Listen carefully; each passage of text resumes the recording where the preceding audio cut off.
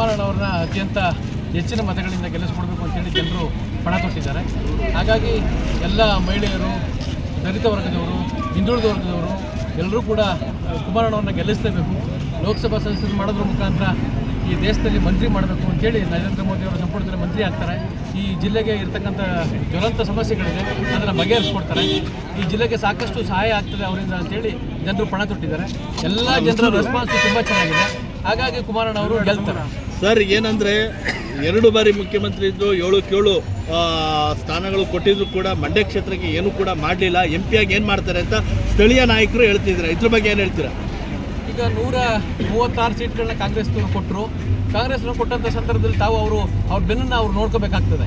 ಕುಮಾರಣ್ಣವ್ರು ಏನು ಮಾಡವ್ರೆ ಅಂತ ಕ್ವಶನ್ ಮಾಡ್ತಕ್ಕಂಥ ಕಾಂಗ್ರೆಸ್ನವರು 136 ಸೀಟ್ ಕೊಟ್ಟು ಇವ್ರನ್ನ ಮುಖ್ಯಮಂತ್ರಿ ಮಾಡಿದಂಥ ಸಂದರ್ಭದಲ್ಲಿ ಕಳೆದ 1 ವರ್ಷಗಳಿಂದ ಯಾವುದೇ ಹಳ್ಳಿಗಳಿಗೆ, ಯಾವುದೇ ನಗರಕ್ಕೆ ಇವತ್ತುವರು ಕೂಡ ಎಲ್ಲಾದರೂ ಯಾವುದಾದ್ರು ಒಂದು ಸಣ್ಣ ಅಭಿವೃದ್ಧಿ ಕಾರ್ಯಕ್ರಮ ಮಾಡಿರ್ತಕ್ಕಂಥದ್ದನ್ನು ಅವ್ರೇನಾದರೂ ಮುಂದೆ ಇಟ್ಟರೆ, ಜನರ ಸಾರ್ವಜನಿಕವಾಗಿ ಮುಂದೆ ಇಟ್ಟರೆ ನಾವು ಅವ್ರು ಹೇಳೋದಕ್ಕೆ ಒಳಗಾಗ್ತೀವಿ.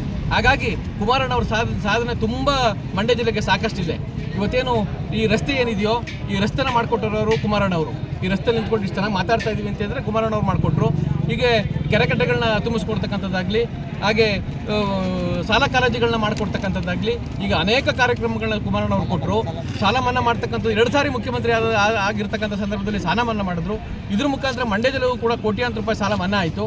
ಹಾಗಾಗಿ ರೈತರಿಗೆ ಏನಾದರೂ ಒಂದಷ್ಟು ಸಹಾಯ ಮಾಡಿದರೆ, ಅವರ ಮನೆ ಬಾಗಿಲಿಗೆ ಹೋಗಿ ರೈತರು ಸತ್ತಂಥ ಸಂದರ್ಭದಲ್ಲಿ ಪ್ರತಿ ಮನೆ ಏನು ಆತ್ಮಹತ್ಯೆ ಮಾಡಿಕೊಂಡ್ರು ಸಾಲಬಾಧೆಯಿಂದ, ಎಲ್ಲರೂ ಮನೆ ಬಾಗಿಲಿಗೆ ಹೋಗಿ ಸುಮಾರು ಅವರ ಸ್ವಂತ ಕೈಯಿಂದ ಹಣ ಕೊಡೋದ್ರ ಮುಖಾಂತರ ಅವ್ರಿಗೆ ಸಾಂತ್ವನ ಹೇಳದಂಥ ಏಕೈಕ ಮುಖ್ಯಮಂತ್ರಿ ಈ ದೇಶದಲ್ಲಿ ಯಾರು ಇದ್ರೆ ಅವರು ಕುಮಾರಣ್ಣ ಅವರು ಅಂತೇಳಿ ನಾವು ಘಂಟಾಘೋಷವಾಗಿ ಹೇಳ್ಬೋದು. ಸರ್, ನೆನ್ನೆ ರಾಹುಲ್ ಗಾಂಧಿ ಅವರು ಕಾಂಗ್ರೆಸ್ ಅಭ್ಯರ್ಥಿ ಪರ ಬಂದಿರೋ ಏನಾದರೂ ಚೇಂಜಸ್ ಆಗುತ್ತಾ ಒಟ್ಟು ಅಂತ? ಆಮೇಲೆ ದಯಮಾಡಿ ತಾವಾದರೂ ಅರ್ಥ ಮಾಡ್ಕೋಬೇಕು, ರಾಹುಲ್ ಗಾಂಧಿ ಅವ್ರಿಗೆ ಈ ರಾಜ್ಯದ ಮುಖ್ಯಮಂತ್ರಿ ಯಾರು ಅಂತಕ್ಕಂಥ ಕನಿಷ್ಠ ಪ್ರಜ್ಞೆ ಇಲ್ಲ.